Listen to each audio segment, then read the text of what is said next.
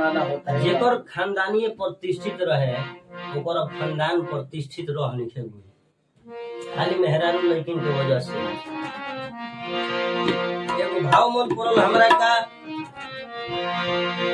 अरे बढ़िया बढ़िया घर के यार लड़की में हरिया हो, बढ़िया बढ़िया घर के यार लड़की में हरिया हो, दिल पर देखावे आपो दे होए दादा, दिल पर देखावे आपो दे होए दादा। केहू नहीं मोरी जोता अपना लड़की में हरी के, केहू नहीं मोरी जोता अपना लड़की में हरी के, दिल में से पास होता दिल ये दादा, दिल में से पास होता दिल ये दादा, दिल पर देखावे आपो दिल ये दादा।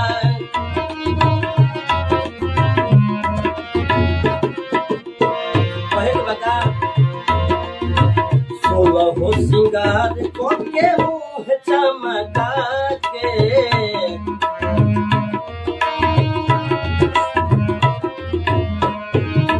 वीडियो के डालल जाता कोमर लचका के,